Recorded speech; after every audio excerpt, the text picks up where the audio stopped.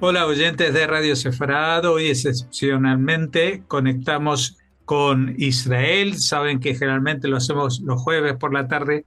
En esta ocasión nos adelantamos por cuestiones personales para tener una crónica en directo de Pascal Roy, que está en Jerusalén siguiendo las noticias habitualmente y al minuto casi. ¿Qué tal, Pascal? Hola, hola Jorge. Sí, excepcionalmente hoy miércoles. Pues muchas noticias desde la semana pasada, aunque no hayan pasado 7 días. En los últimos 6 días, podemos decir, han pasado varias cosas desde varios frentes, como siempre. Y en estos frentes incluimos también el interior, porque si la semana pasada te hablaba de las manifestaciones que seguían día y noche, pues así ha sido hasta hoy. Y cada vez por motivos distintos o que se solapan también. Por ejemplo, hoy una de las manifestaciones, una de las marchas hacia Jerusalén es de personas que reivindican o que piden el reclutamiento para todos. Sabemos que aquí en Israel pues el reclutamiento de los ultraortodoxos es siempre polémico. Hay unos 66.000 que estarían ya, bueno, que podrían formar parte de las filas de Tzahal, pero que se niegan a eso. Hay muy pocos jaredí, muy pocos ultraortodoxos que integran las filas. Pero bueno, empiezo con esta noticia de las manifestaciones para decirte que en todos los frentes hay noticias. Y terminaré, creo, con temas de interior, temas de Israel. Y si quieres, para empezar, mejor centrarnos en los frentes de la guerra, porque quería también empezar como por ahí, porque hoy es el día 544 de la guerra. Es verdad que pensamos que con los acuerdos de cese el fuego había terminado la guerra, pero no es el caso, no es el caso. Los frentes siguen más o menos candentes. Día 544, hay 59 rehenes todavía, menos de la mitad todavía en vida, desgraciadamente, en la franja de Gaza. En el norte también hay escaramuzas con lo que queda de Hezbollah y aún queda bastante trozo. También recibimos misiles de vez en cuando desde Yemen por parte de los hutíes, así que no podemos decir que, a pesar de los acuerdos de cese el fuego con Líbano y con Hamas a través de Qatar y Egipto y Estados Unidos, se haya terminado la guerra. Quería puntualizar esto porque a veces tenemos la impresión de que, bueno, esto ya estamos en la recta final y tenemos que firmar algunos documentos por aquí y por allá, pero no, estamos todavía en la guerra. Muchos de mis amigos han vuelto a sus bases, muchos militares, muchos reservistas han vuelto a sus unidades. Eso quería aclarar. Y uno de los frentes, para empezar, es todavía el frente de Hamas. La semana pasada hablamos de unos cohetes que llegaron al territorio de Israel o fueron interceptados. Desde el jueves pasado hubo uno o dos más que también fueron interceptados, así que la amenaza es aún menos importante, por lo menos a nivel de cohetes. Esto no impide que Tzahal, y así lo ha anunciado el ministro de Defensa Katz, esto no impide que Tzahal siga su avance. De hecho, hoy marca una extensión, una expansión aún más fuerte. Hubo ataques aéreos muy abundantes durante la noche, entre ayer y hoy. Hablamos de la noche entonces de martes a miércoles, sobre todo a la altura de Rafah y Cañones. Son zonas, sobre todo la de Rafah, que ya han sido evacuadas. Hubo llamadas a evacuación días anteriores, perdón, y están vacíos de población. También una zona entre Rafah y Cañones han sido llamados a integrar la zona humanitaria que está más al norte de Al-Mawasi. Sí, quería aclarar o recordar que mientras estaba el presidente Biden, justamente a la entrada de lo que tenía que ser el ataque definitivo en la zona de Rafah, pues hubo una presión estadounidense para no llevarla a cabo, con lo cual esa zona al sur de Jan Yunis, que ya es el sur de la Franja de Gaza, y incluyendo lo que es Rafah o Rafiah, pues es una zona donde todavía hay túneles y donde seguramente se refugian también aquellos que todavía mantienen con vida a los secuestrados que están con vida, etcétera, etcétera, ¿no? Sí, o sea, la estrategia para conseguir la liberación de los rehenes y también para conseguir que Hamas por fin deje las armas y los líderes de Hamas dejen la franja, la estrategia de Israel, la estrategia de Tzahal es peinar esas zonas, es decir, desplazar la población de un lado para otro para tener tiempo de limpiar, peinar, eliminar, destruir todo lo que sirve o que sirva de base de terror, de depósitos de armas, de dispositivos de lanzamiento de cohetes, o sea, todo lo que sirva para el terror que quede destruido. Esa es la estrategia que podemos vislumbrar desde la reanudación de las hostilidades.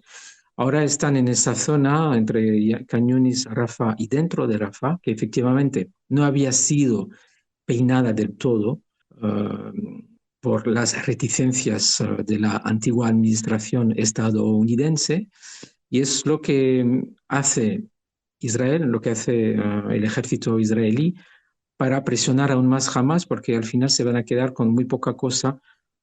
Toma su tiempo, o sea, son operaciones que duran mucho tiempo, porque rastrear, peinar, saber dónde está cada dispositivo terrorista requiere mucho tiempo. Pero en esa labor de paciencia está operando con eficacia, así lo podemos ver, el ejército israelí.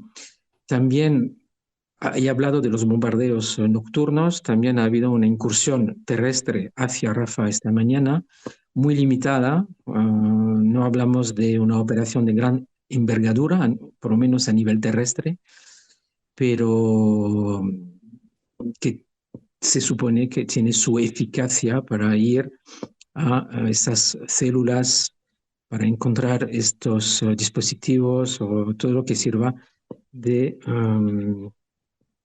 o sea, todo lo que sirva para el uso terrorista. Así estamos, desde la reanudación de las hostilidades, todavía a nivel de acuerdo de liberación de rehenes, jamás todavía se siente bastante cómodo para no acceder a las condiciones de Israel y también de Estados Unidos, podemos decir, pero sobre todo de Israel. Las últimas noticias que llegaron era que sí podían aceptar liberar 5 rehenes a cambio de 2 meses o 60 días de cese de hostilidades. Bueno, o sea, muy lejos de las pretensiones de Israel, que seguirá ejerciendo la presión que necesita, y eso lo ha repetido el ministro de Defensa israelí. Y ya veremos hasta dónde llega, si de alguna forma jamás se sentirá presionada lo suficiente como para liberar por lo menos lo que queda de rehenes vivos. Bueno, esto es lo que tiene que ver con Gaza. Ha habido bastantes noticias en los últimos días en el frente del norte, en el frente de Líbano y de Hezbollah, porque hubo, no sé si te acuerdas, el 22 de marzo, o sea, hace casi 2 semanas, hubo un misil disparado hacia Israel, dime a ver si recuerdo bien, hacia Mitula. Y fue la primera vez desde el acuerdo de cese el fuego de noviembre que un grupo terrorista, y digo grupo terrorista adrede, disparaba contra Israel. En esa ocasión, Tzahal contestó de forma limitada, con artillería hacia hacia bases terroristas de Hezbollah en el sur del Líbano. Pero hubo otro disparo de misil el viernes pasado, el viernes 28.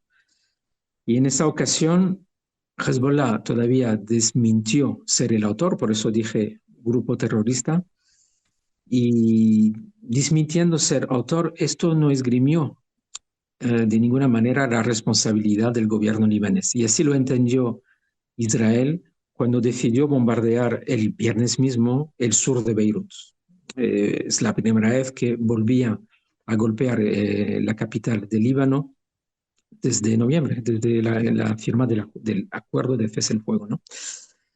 Y claro, sur del Líbano, un edificio muy específico que servía de base para Hezbollah y también ha repetido la operación en la noche del 31 al 1, o sea, desde la noche del domingo al lunes, con un bombardeo selectivo esta vez, todavía en el sur de Beirut, que tenía como objetivo Hassan Dair, que servía de enlace con los grupos palestinos, o sea, un miembro de Hezbollah, también comandante de la Fuerza Quds de la Guardia Revolucionaria de Irán. Así que es un alto mando que fue localizado a través de inteligencia y fue atacado y murió en el acto después de este ataque. ¿Sabes? Son de esos ataques selectivos que vemos en las imágenes en un edificio y de repente una planta queda totalmente destruida y ahí se escondía este miembro de Hezbollah. Te decía que Hezbollah no había reivindicado los dos ataques por misiles. Hay que saber que en Líbano todavía quedan grupos que no son Hezbollah y que pueden también ser muy nocivos para Israel, que pueden atacar a Israel. Hablo de Hamas, todavía tienen miembros ahí. Hablo de la Yihad Islámica, hablo del Frente Palestino de Liberación, la FPLP, y también de Fatah, o sea, el grupo terrorista afiliado a Fatah, si recuerdo bien, o sea, tiene un nombre que empieza por Fatah, pero Fatah con algo, con un nombre terrorista detrás. Ellos operan también desde el territorio libanés y seguramente si no es Hezbollah, pues serán ellos. Pero para Israel da igual, porque según el acuerdo firmado con Líbano, es el propio Líbano que tiene que velar por que ningún grupo terrorista dispare hacia Israel. Y por eso, mostrando su fuerza, su bueno, poder de iniciativa, podríamos decir, por parte de Israel, pues decidió bombardear el sur del Líbano. También Israel se queda en los 5 puntos estratégicos del sur del Líbano del que hablamos en otras ocasiones, porque considera que Hamas todavía, por supuesto, no está desmilitarizada, todavía se queda en parte en el sur del Litani, o sea que el O objetivo, sea, Hezbollah, no Hamas. he dicho Hamas, perdón, Hezbollah, o sea, el objetivo de que Hezbollah se retire, pues no ha sido logrado todavía. Así que también Israel presiona el gobierno libanés para que haga sus labores, sus deberes. De hecho, hace 3 días las autoridades libaneses anunciaron que habían arrestado a varios sospechosos detrás de los ataques por misiles contra Israel. Pero al parecer todavía no es suficiente. De hecho, el ministro de Asuntos Exteriores, Gideon Sa'ar, que también se ha pronunciado en contra del gobierno libanés, o sea, advirtiendo al gobierno libanés que haga sus labores, pues ahora se encuentra en París, acaba de marcharse a París, se reunirá con su homólogo francés para hablar de este asunto, hablar de Siria, de Líbano y sobre todo del eje iraní que está detrás de todo esto. A ver si Jean-Noël Barrot, el ministro de Asuntos Exteriores de Francia, le escuchará y no condenará, como suele hacer Francia últimamente, de forma unilateral, no condenará unilateralmente Israel cuando ataca el territorio libanés, pero no por atacar, sino por contestar a misiles que les llegan desde el propio territorio libanés. Así que esto es un asunto entre diplomático y militar. Bueno, te hablaba de cohetes, de misiles que recibimos hasta el viernes desde Líbano, de cohetes cada vez menos desde Gaza, pero también recibimos por parte de los hutíes, o sea, desde Yemen. El último que recibimos hace 3 días, sirenas en el centro de Israel, también partes de Jerusalén. Bueno, a veces de noche, nos despertamos de noche o durante el día, como fue la última vez. Siempre quedan interceptados los misiles. Esto es gracias a la tecnología, gracias a los sistemas de defensa aérea que tiene Israel.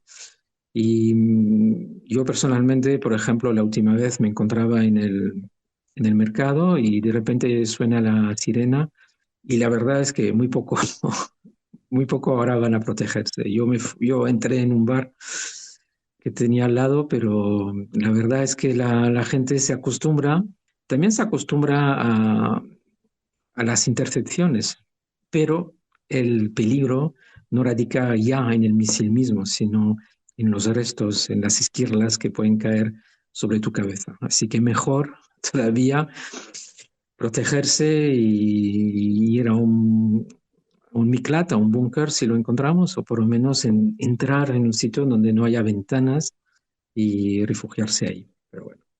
Los hutíes, o sea, los hutíes que siguen mandando misiles menos, o sea, con menos frecuencia, te digo que la última vez fue el 30, o sea, el domingo. Sabemos, sobre todo por parte de los medios yemenitas y de los propios hutíes, que Israel, digo, que Estados Unidos les bombardea día sí, día también, según su propio recuento, el recuento de los hutíes, sabiendo que son ataques también muy específicos, muy estratégicos contra líderes del grupo terrorista. Según ellos, habría 61 muertos desde que empezaron los ataques de Estados Unidos, 139 heridos, 61 muertos, y desde el inicio de la guerra unos 250 muertos en las filas de los hutíes. Es la cuestión que aquí nos hacemos también, al saber si los bombardeos, los ataques aéreos son suficientes, porque, bueno, porque seguimos recibiendo misiles, no con gran frecuencia, pero aún son capaces los hutíes de disparar misiles, pero bueno, es la táctica que está usando Estados Unidos y que seguirá usando seguramente, porque otra noticia que nos llegó es que o sea, los norteamericanos están desplegando otro portaavión, o sea, sería el segundo portaaviones, digo, el segundo portaavión que tendríamos en el Mar Rojo. Bueno, son mensajes para los hutíes, o sea, a través de los hutíes también son mensajes para Irán.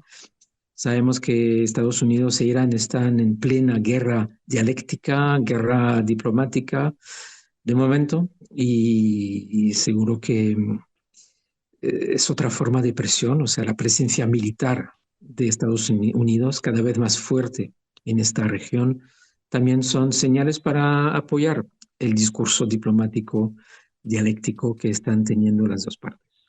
Bueno, Gaza, Líbano, Hezbollah, Hutíes, del lado de Cisjordania, bueno, terminó Ramadán, o sea, el Eid fue hace un par de días y según un informe de Tzahal hubo 80% menos de ataques provenientes de Judea y Samaria que el año pasado. O sea, la verdad es que no hubo ningún problema, muchos filtros, mucha seguridad, muchas medidas desplegadas. O sea, fue realmente un Ramadán muy, muy, muy quieto durante un mes aquí en Jerusalén y en general bueno, todo lo que es Cisjordania. No hubo especialmente ataques más de lo habitual, pero en cuanto a Jerusalén con Ramadán no hubo ningún problema.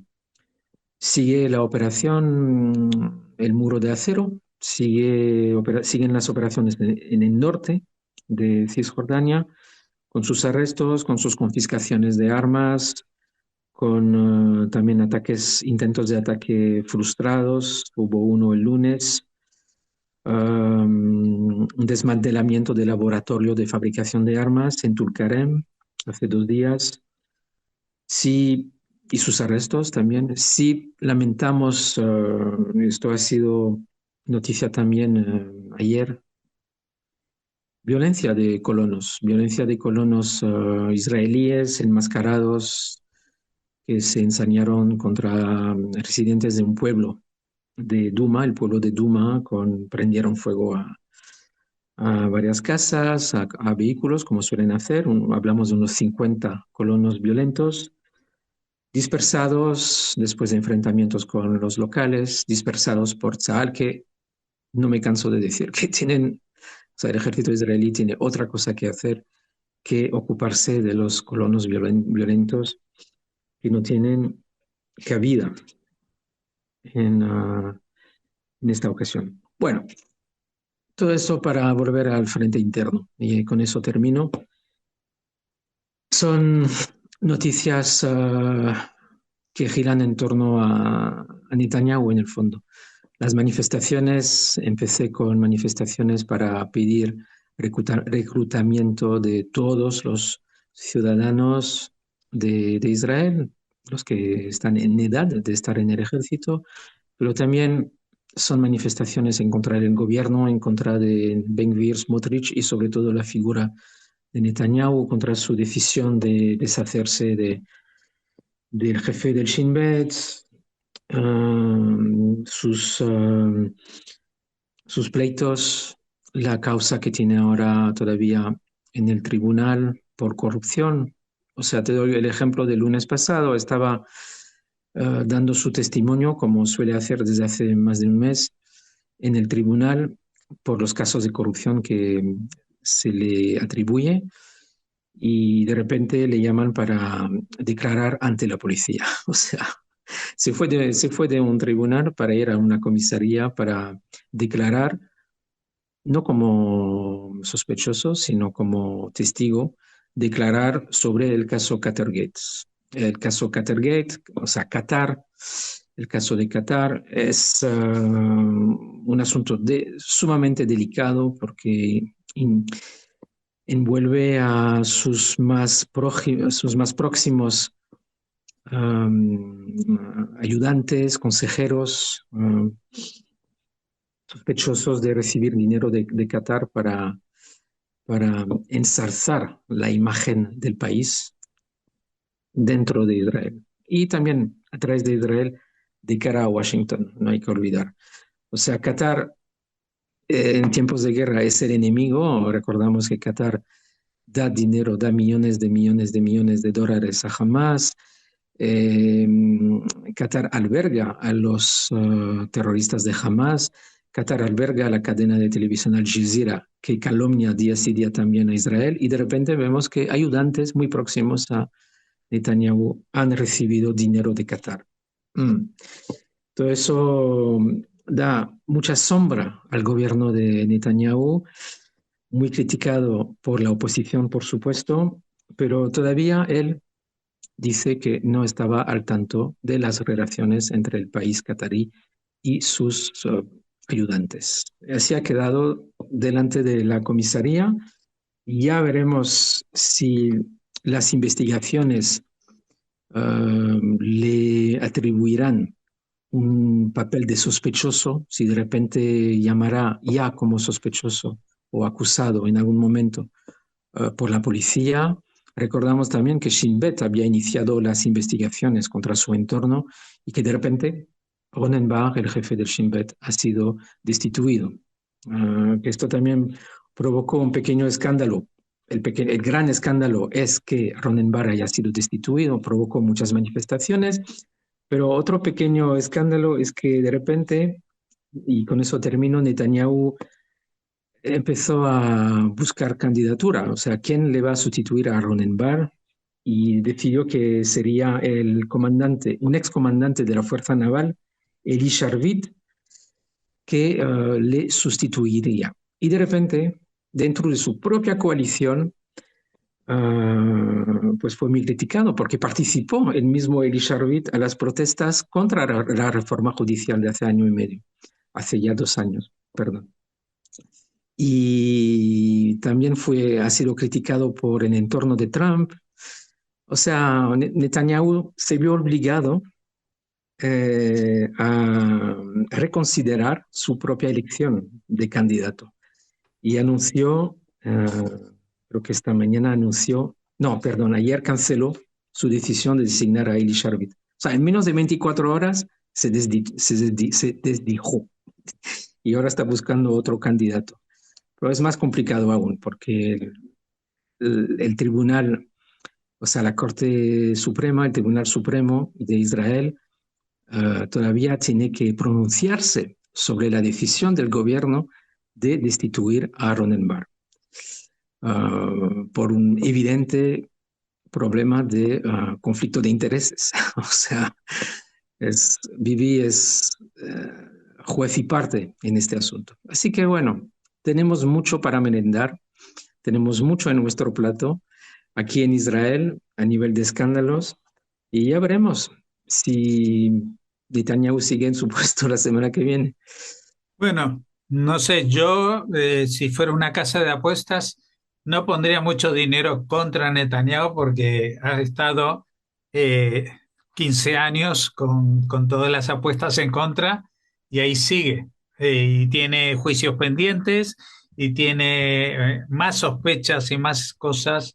Y si antes se destituyó a los jefes del ejército que no supieron actuar el 7 de octubre, excepto a él mismo, pues ahora se mete también con los que son los nuevos que van a reemplazar a los viejos. Así que estamos en una situación bastante ridícula en la cual él está en una situación, yo diría que desesperada, porque o es el héroe o es el villano. No, nunca se va a hacer alguien que, que pasó y que, bueno, se le va a reconocer una parte sí o una parte no. Aquí es el todo o la nada. O sea, si es un corrupto y si es alguien que no vigiló la seguridad de Israel, va a pasar a ser un villano, pero si se mantiene, puede seguir siendo un héroe varios años más. Bueno, Sí, con Sorna yo hacía esa pregunta retórica, porque seguirá la semana que viene en su puesto Benjamin Netanyahu. bueno, como estamos hablando de Israel y de Oriente Medio, no se puede tampoco uno poner las manos en el fuego para algo que va a pasar a más de media hora a la vista. Así que esperemos que sí, la semana que viene podamos hablar el jueves, como es más habitual, antes de que no solamente llegue el Shabbat, sino que llegue el inicio del Pesaj, que para todo Israel y para todo el pueblo judío es un impas importante en todo lo que uno es capaz de asumir, ¿no? Así que bueno, muchas gracias por habernos atendido. Hasta la próxima. Hoy no te digo Shabbat Shalom porque estamos un poquito más lejos, pero hasta la próxima. Hasta la próxima.